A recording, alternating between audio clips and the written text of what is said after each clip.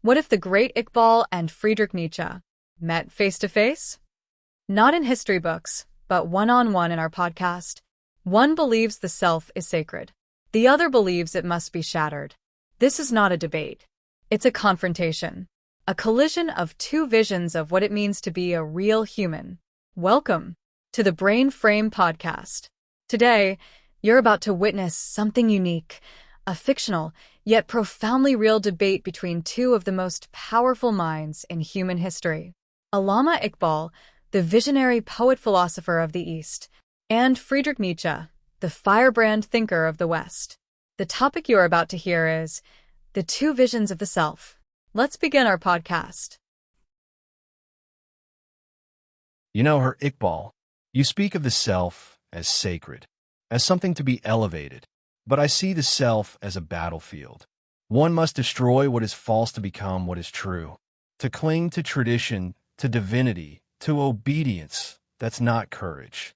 That's fear dressed as virtue. And yet, Herr Nietzsche, I find more strength in bowing before the divine than in shouting into the void. I do not cling, I become. The self is not meant to be shattered. It is meant to be raised, through love, through struggle, and yes, through God. Love? Of what? God? The same God who died in silence? The same God whose absence now forces man to face himself, naked and trembling? Yes, but not the God of blind fear, not the God of rituals. The God I speak of is the source. He is not a prison, but a sky, not a master, but a mirror. You say man is alone. I say he has never been alone, if he knows where to look. You sound poetic, but poetry must answer to truth.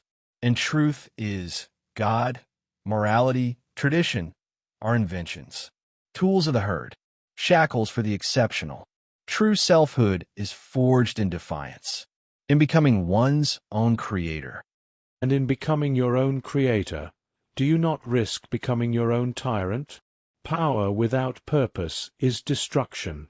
My ideal self, the Mahdi Momin, is not a beast of domination. He is fire refined into light. He doesn't rule. He uplifts. So your strongest man still kneels? Yes, but willingly, consciously.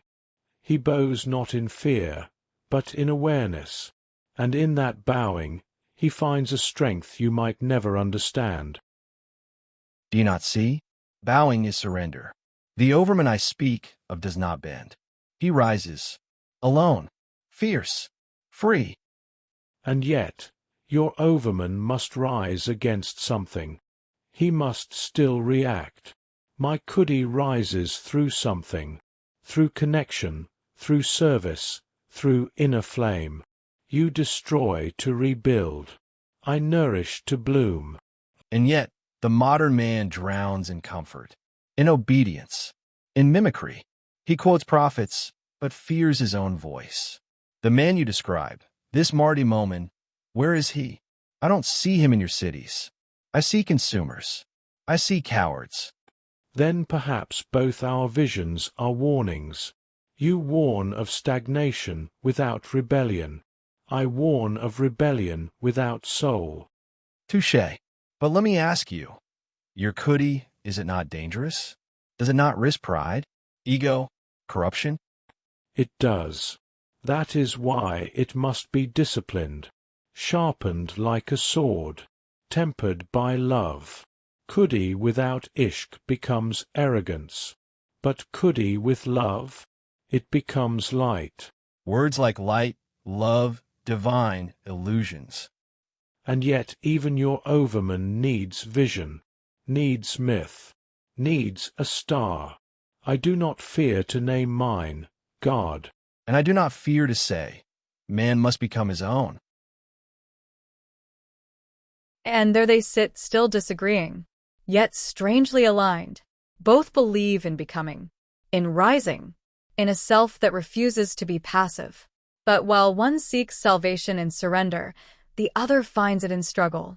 Maybe their debate isn't over. Maybe it's playing out right now, in our cities, our loneliness, our algorithms, our AI-fed news feeds. Maybe you are the battlefield. 2 visions. 1 choice. This was the Brain Frame podcast. If this conversation challenged you, share it. Comment your thoughts. And subscribe for more ideas that confront and transform. Until next time, goodbye.